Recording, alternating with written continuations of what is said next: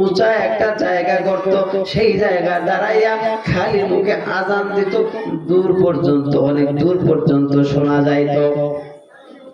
হযরত বিলাল ওই মিম্বারের উপর উঠছে আযান দেওয়ার জন্য, উঁচু জায়গায় উঠছে, সেখান থেকে আযান দেওয়ার জন্য ওই জায়গায় উঠছে হযরত বিলাল।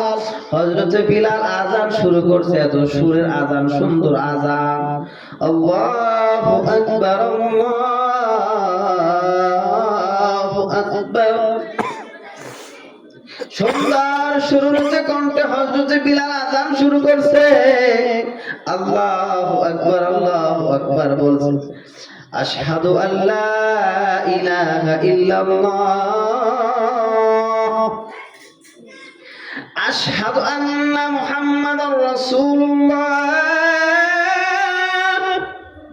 এই পর্যন্ত যখন বলছে, হযরত বিলাল সেন্সলেস হয়ে জমিনের ভিতরে পড়ে গেছে।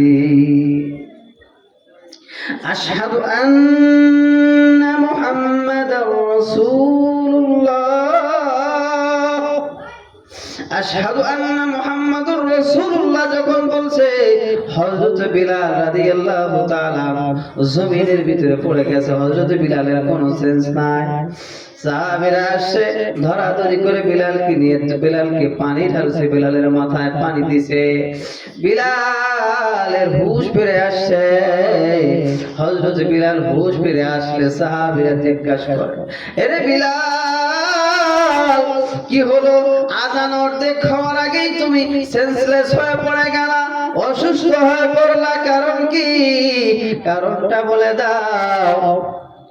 হযরত বিলাল ডাক দিয়া বলে, শোনো ভাই শোনো, এরে ভাই শোনো, সাহাবীরা শোনো, আমি রাসূল যখন জীবিত ছিল, দুনিয়াতে ছিল, আমি আযান দিতাম, আল্লাহু আকবার বলতাম, আশহাদু আল্লা ইলাহা ইল্লাল্লাহ বলতাম, আশহাদু আন্না মুহাম্মাদার রাসূলুল্লাহ যখন বলতাম, আর রাসূল আমার মিম্বারে বসে থাকতেন, আমি তাকায় তাকায় রাসূলের দিকে তাকায় দেখতাম আর আযান দিতাম।